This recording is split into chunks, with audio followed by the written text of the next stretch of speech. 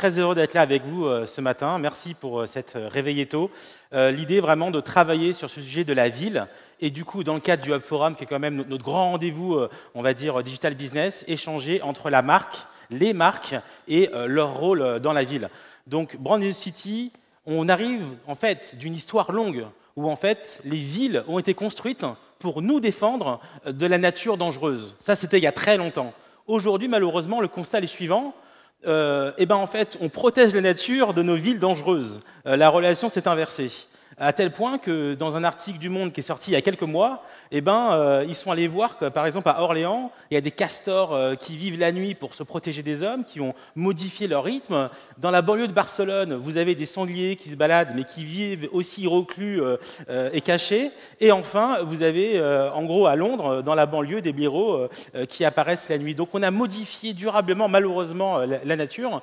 Il est le temps de réagir. Alors nous, au Hub, on ne peut concevoir la ville de demain que dans une logique, en gros, autour des sujets smart, c'est-à-dire évidemment la connexion, la mesure, essayer d'avoir une ville cost efficient, et puis aussi évidemment autour du green, qui est absolument partout et qui doit être vraiment intégré comme une démarche fondamentale du futur des villes. Et tout ça n'est possible qu'évidemment en incluant la logique d'inclusivité, c'est très important. Il faut que ces progrès soient accessibles et puissent bénéficier à tous. Alors au Hub Institute, on a développé une plateforme qui s'appelle Hub Cities, dans laquelle nous avons travaillé autour des 10 challenges de la ville. Vous avez donc 5 challenges qui sont autour, en gros, du citoyen. Évidemment, les enjeux de mobilité, qui est le sujet numéro 1 aujourd'hui des villes.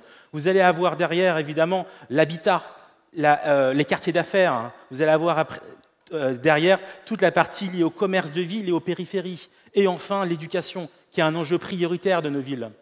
Alors, tout ça n'a de sens que si on met à jour et on investit dans nos infrastructures, dans les énergies, l'environnement, et aussi qu'on arrive à gérer toute la partie touristique qui est en fort développement et qui peut causer, par exemple, des sujets autour de l'over-tourisme. Et puis, on ne peut pas oublier la défense de la ville, ce qu'on appelle la Safe City, et évidemment la résilience, s'il faut reconstruire en cas de problème, et enfin la gouvernance. Comment réinventer la gouvernance avec les élus locaux, comment réinventer la relation entre les citoyens. Ce sont les gros sujets sur lesquels nous allons travailler en 2020. On a identifié 10 challenges, et vous nous connaissez, on a un think tank qui réfléchit pas mal. Autour de ces 10 challenges, on a identifié 100 chantiers qui sont les chantiers sur lesquels on va devoir travailler, les villes vont devoir travailler pour vraiment produire l'expérience urbaine que les citoyens souhaitent avoir. Donc, l'ensemble de ces éléments seront présentés en fin d'année, mais on voulait un peu vous donner quelques éléments ce matin pour vous indiquer la direction dans laquelle on va. Alors, sans plus tarder, parce qu'on est au Hub Forum, on a associé du coup 10 grandes marques qui prennent l'initiative, parfois un peu à la place des mairies et des élus locaux, pour justement engager avec les citoyens. Alors, je démarrais par un cas en Suède de McDonald's qui a constaté que malheureusement le développement de réseaux de recharge électrique n'est pas assez développé, et que par contre, ses concurrents développent beaucoup d'offres de fast-food dans les stations-service. Du coup, eux se sont emparés du sujet et ils se sont mis à reprendre les codes des stations-service et à mettre en place 55 charges électriques dans les McDonald's en Suède. Tout ça pour encourager d'abord les conducteurs à venir chez eux et à se recharger, et plus globalement, à encourager une offre globale de recharge électrique. Alors, ils sont allés très loin, ils ont carrément repris les codes graphiques des panneaux qu'on voit sur les autoroutes, qui sont normalement associés aux stations-service, pour se les approprier, avec le prix évidemment de la minute électrique de recharge, mais aussi le prix du Big Mac, voilà, et du coup du Happy Meal. Donc on le voit, ils ont détourné un peu l'image pour que les conducteurs de voitures électriques voient McDonald's aussi potentiellement comme un lieu de recharge électrique. Une manière assez innovante d'encourager le fait de développer les voitures électriques. On a un autre cas très intéressant que nous avons retenu. Alors là, c'est au Danemark, pour la marque Ikea. Ikea ne s'intéresse plus uniquement à, en gros, vous encourager à meubler vos intérieurs, il s'intéresse directement à l'habitat. Et ce qui est très intéressant, c'est qu'ils réfléchissent à un habitat par abonnement, un peu comme dans un hôtel, où vous pourriez, en fonction de vos besoins, évoluer d'un petit studio à un 2 pièces, à un grand appartement, et tout au long de votre vie, vous pourriez évoluer en fonction de vos besoins, tout le temps en étant abonné à ce service de logement partagé. Donc c'est une nouvelle vision du futur, c'est une vision vraiment d'une ville inclusive où on vit en communauté. C'est une initiative à suivre, à mon avis, dans les prochains mois, avec ici en illustration ce que ça pourrait donner dans un contexte américain, au centre dans un contexte européen, et à droite, vous l'avez bien compris, dans un contexte asiatique. Un autre cas très intéressant, c'est Burger King, qui, lui, constate la défaite des villes. Lui, il dit, à Mexico, vous avez 5 heures de bouchons. Du coup, nous, on va bâtir un business sur la livraison directement dans les bouchons.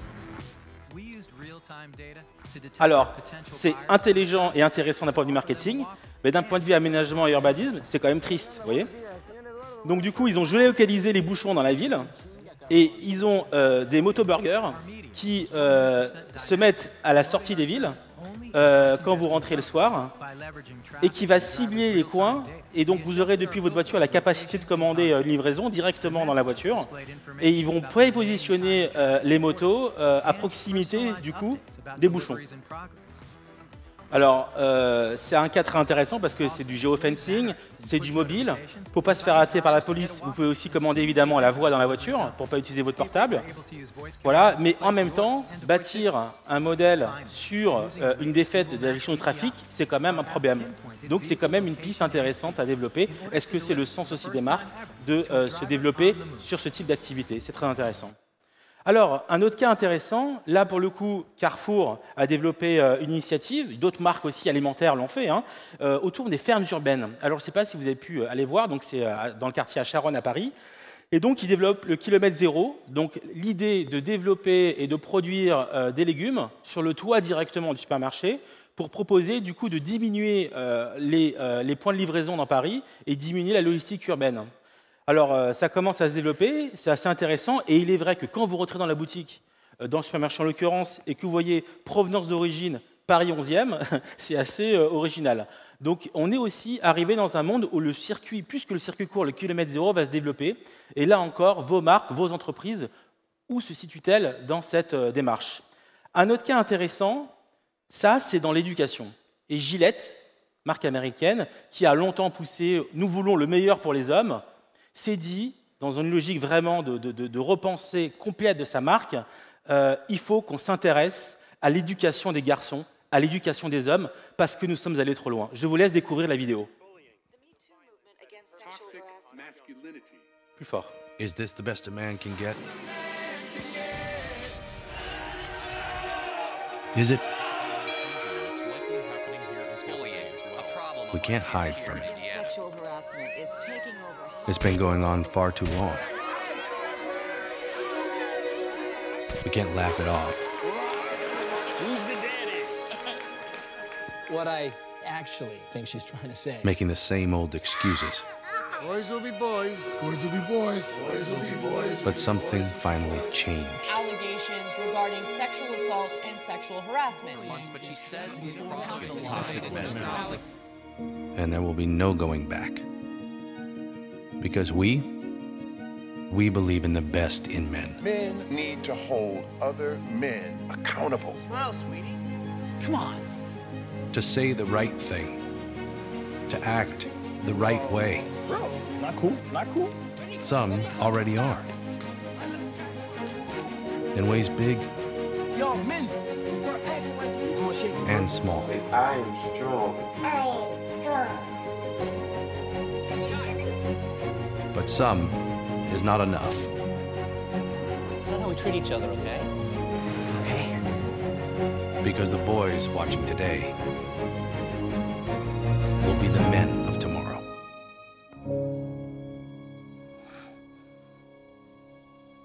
Voilà, on peut applaudir.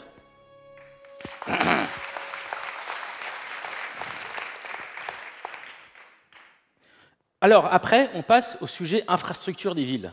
Et là, c'est aussi assez intéressant. Vous avez évidemment beaucoup de nids de poules sur les routes. Et dans le cas d'une petite ville du Delaware aux États-Unis, du coup, elle a fait appel à Domino's, qui a proposé un programme aux États-Unis de financer en gros l'infrastructure des routes, parce que parfois le maillage administratif est tellement compliqué qu'avant que le nid de poule soit réparé, il peut se passer des mois. Et eux, dans une logique où ils voudraient que la pizza arrive à peu près intacte à livraison, ils ont mis en place ce système, et donc il y a certaines villes aux États-Unis qui ont bénéficié du fait que Domino's finance la refonte des routes. Alors, un autre cas intéressant autour de l'environnement, et là je pense que ça va faire beaucoup de bruit dans les prochaines semaines, je vous conseille vraiment de suivre cette initiative. Donc, en gros, Carlsberg a monté un joint venture avec Coca-Cola, L'Oréal et Pernod Ricard, un embouteilleur et un producteur de papier pour développer des emballages papier. Et donc, le futur pourrait vraiment être autour de l'utilisation de papier et remplacer les plastiques et éventuellement d'autres matières qui, du coup, ont un fort, malheureusement, impact sur l'environnement. On est au tout début de cette initiative, mais il va vraiment falloir la suivre de près parce que ça va vraiment pouvoir avoir un impact mondial sur l'environnement. Voilà, donc affaire à suivre avec Carlsberg. Alors, on a aussi le cas, sur la partie tourisme, de l'initiative d'accord qu'on a suivie, qui est assez intéressante. Comme vous le savez, vous avez des pics de demande de lits dans l'année en fonction de grands événements internationaux et vous n'avez pas forcément l'offre en face. Et donc, du coup, ils ont développé en test la mise en place d'hôtels nomades, la possibilité justement de répondre à ces problématiques de pics de demande d'hôtels en fonction des grands événements internationaux. Donc là aussi, pour lutter contre l'overtourisme, l'idée c'est d'avoir plus de flexibilité, plus d'agilité et de pouvoir développer des approches nomades et modulaires. Alors, sur la partie évidemment Safe City et résilience, moi je voulais vraiment vous encourager à vous concentrer sur l'initiative des Nations Unies, Global Compact, et des 17 mesures pour le développement durable. Donc c'est vraiment un focus, il faudrait que toute l'entreprise y participe.